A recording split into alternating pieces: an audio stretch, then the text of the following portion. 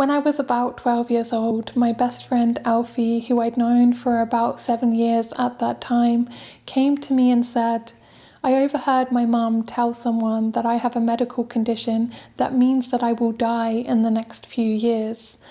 I confronted my mum about this and she denies it. She says that I will live as long as someone like you.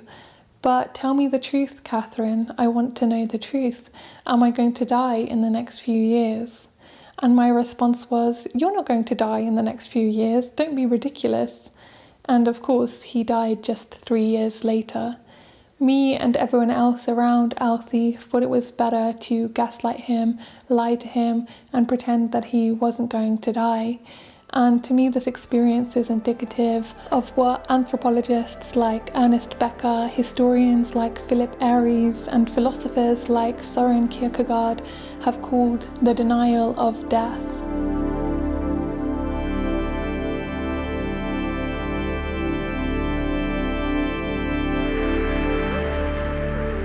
In the West, and by the West I mean the colonial centre, Europe, North America, Australia and Great Britain, we can't deal with our mortality or the mortality of others. Death is never to be discussed and we do everything we can to reject it and deny its existence. In this video, I want to talk about my experience of Alfie's life and death, to discuss some of the harmful impacts our denial of death has on those that are dying and those that are dealing with the death of someone that they love.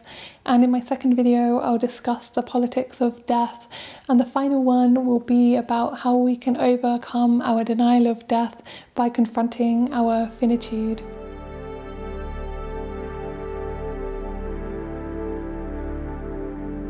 The vast majority of human cultures over tens of millennia accepted death as a natural, necessary part of life.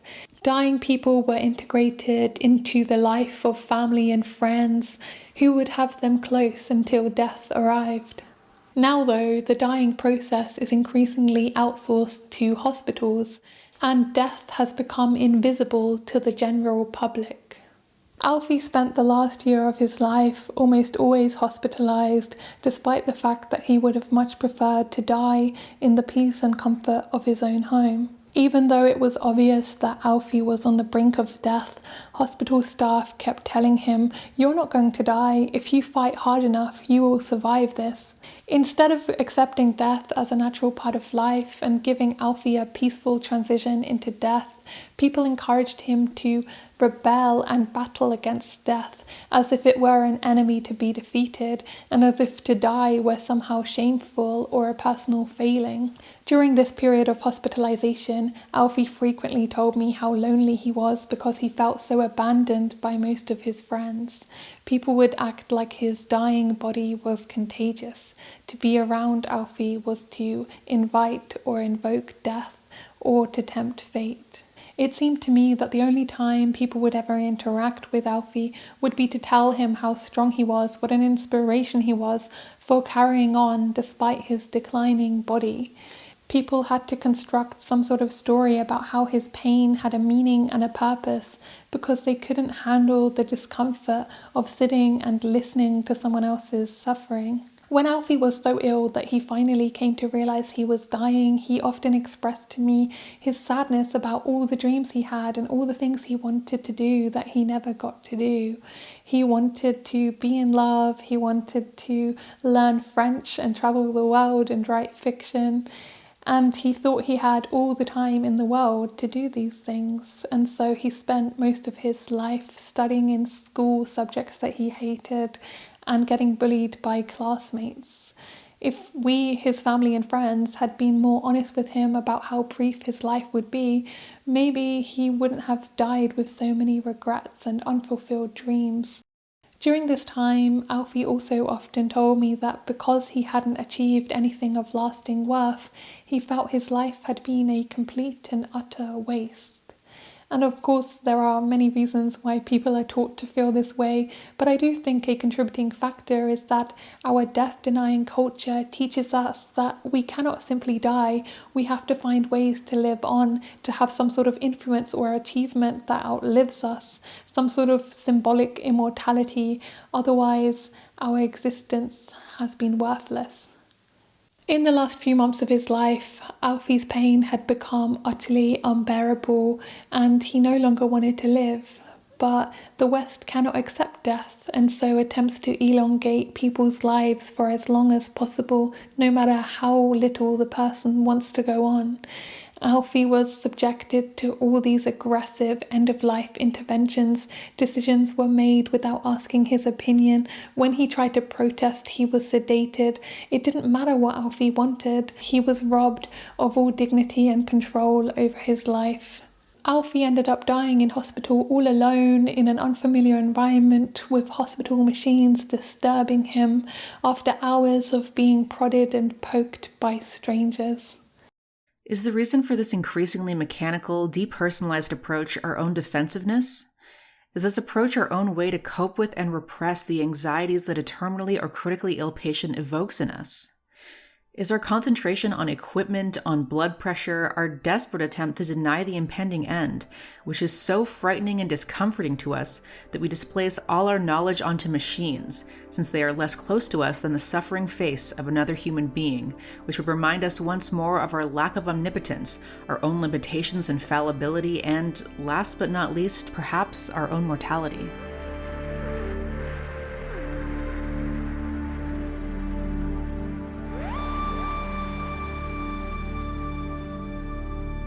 When I found out Alfie had died, I had such a strong urge to be with his dead body. I wanted to sit with it, to hug it, to keep it warm, to keep it safe, to say goodbye. I felt like in seeing his dead corpse, it would be easier to find closure because I could see that Alfie was not there anymore. His soul and his spirit were elsewhere. For tens of hundreds of years of human history, this is exactly what people did. People were taking care of their dead in their homes. The rooms of the dead were often crowded with people, including children, who could sit with their dead parent or child and keep them under hospice. Still today, many cultures across the globe have this relationship to their dead, keeping the corpses of loved ones near to them for a long time. In a Torojan house in Sulawesi, for example, you may find that a motionless bundle of old clothes in the living room is actually a dead relative. Today in the West, touching a corpse is taboo. It's seen as deadly. Alfie's corpse was taken away as quickly as possible. Rather than being confronted with the brute fact of his decaying body, the funeral industry beautified him, putting makeup and a suit on him, injecting him with chemicals, embalming him to preserve his body, to make him look more lifelike, to avoid awareness of death. It felt like the multi-million-dollar funeral industrial complex had taken my friend, wrapped him up, packaged him like some sort of commodity, and then sold him back to us at an extortionate fee. And whilst an industry of professionals dealt with the aftermath of death, I was expected to go about my daily life without interruption or much acknowledgement that a death had ever occurred. I remember when I was a kid, I used to see hearses everywhere. People would stop what they were doing and stand with respect. It was a little reminder of mortality spattered throughout our weeks. But Alfie, like an increasing number of the dead in the West, was taken to the burial site in a white, unmarked van, hiding from view the reality of death. In many cultures across the globe, the dead are placed directly into or onto the earth in order to emphasize our interconnection with nature. In Tibetan sky burials, for example, they lay their dead out for vultures to feast on, and the Chinese proverb, "leaf rots to root," expresses the importance of the decaying of the body as part of the circle of life. In the West, on the other hand, whether it's through coffins, cremation, embalming, or cryonics, we desire to separate ourselves from nature in death. Alfie was placed in a casket walled off from ever touching the earth, a practice that has incredibly grave consequences for the environment. Caskets are justified on the basis that they're supposed to protect our loved ones, but the reality is that they transform a natural, inevitable decay into a gruesome process and the corpse into a smelly stew. I think since caskets actually don't do a lot to protect our loved ones, they're more about protecting our denial of death. By removing ourselves from the natural decay of our bodies into the earth, and by harming nature even in death, we can separate ourselves from the fact that we are nature, and like everything in nature, we too must decay and die. Whilst some cultures go collective in death, in Cameroon, in Dowayo ritual, skulls are jumbled up in jars. In Madagascar, the Marina have a death ritual which involves the grinding up and mixing of dead bodies. Western death practices, on the other hand, are highly individualistic. Alfie was placed all alone in a casket, separated from other bodies, with an individual tombstone that etched a narrative about his individual self onto it. It seems to me that we are so afraid of death that we need to erect tombs in our names that do not age or decay, to preserve our identities, to immortalize ourselves, so that we can feel that we have transcended death.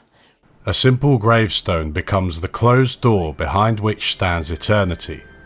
Whatever its outward form of expression, the epitaph represents the last eloquent fling of the human mind in the face of inevitable death.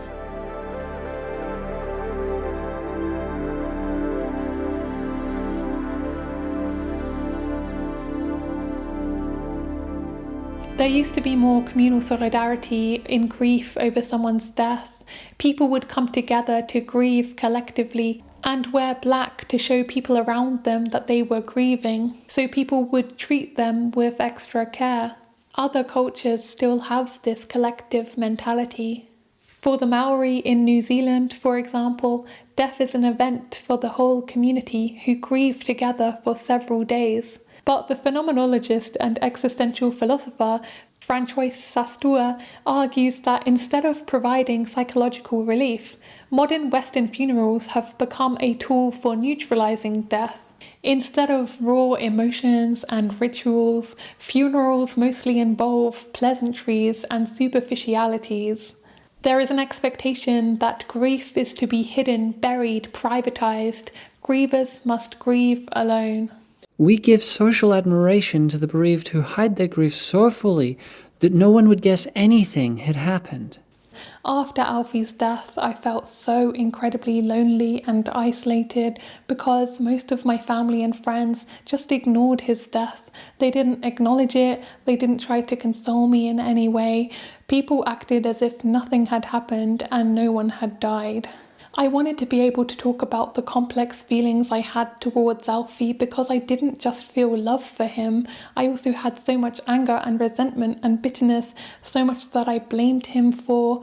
But I felt I couldn't talk about any of this because I understood that there was an expectation to romanticize the dead, to see Alfie as this perfect, pure, dead thing. I think we feel the need to idolize the dead, deny their flaws and ultimately their humanity so that we can separate ourselves from them.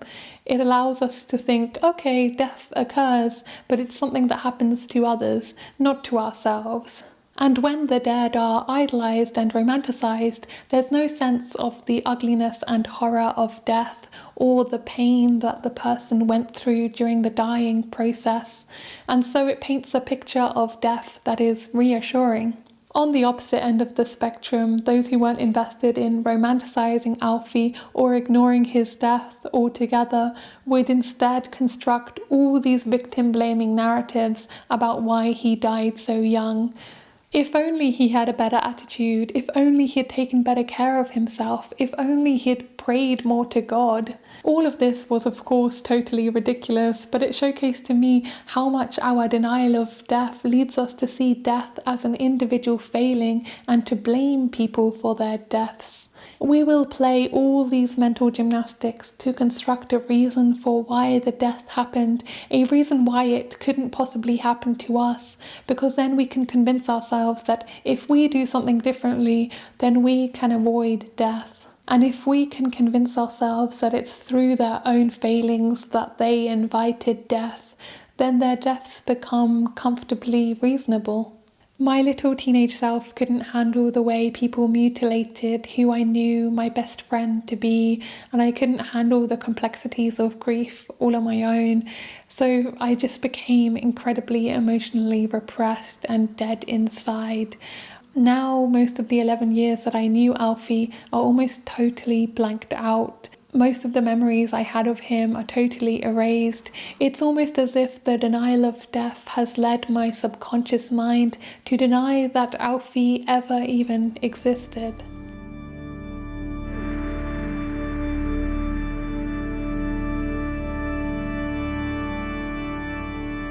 If I could go back in time to that moment at 12 years old where Alfie had come to me and asked me if he would die in the next few years, I wish I had been honest with him and said, yes, you are going to die very soon.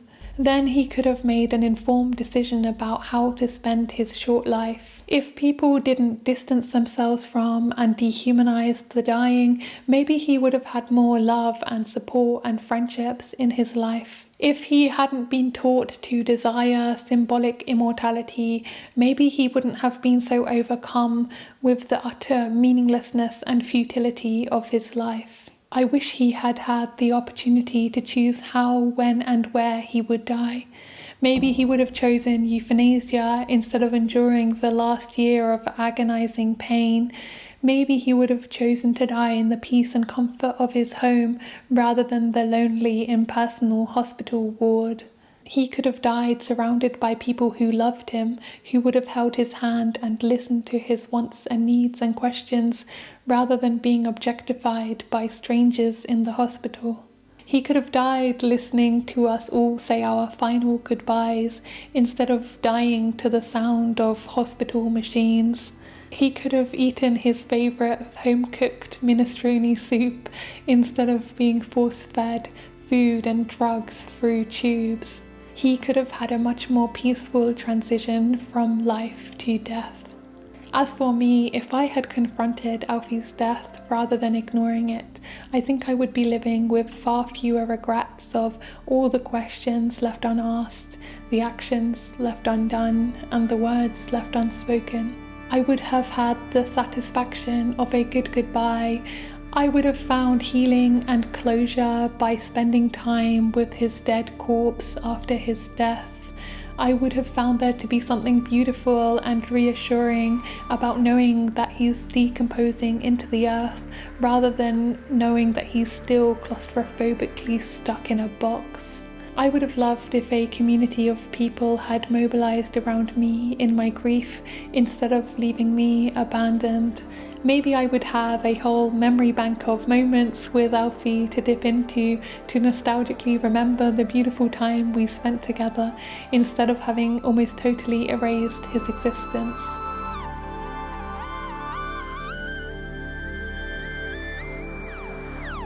I would love to hear how the denial of death has impacted you and what you think a more liberatory approach to death could be. I would really appreciate if you could consider liking, subscribing, hitting the notification bell so that you don't miss my next videos on the politics of death and confronting our finitude. And I'd be so grateful if anyone wants to become a patron to help me to continue to improve the quality and quantity of the videos I can make. Thank you so much for listening to me, and I hope you have a nice day. Bye.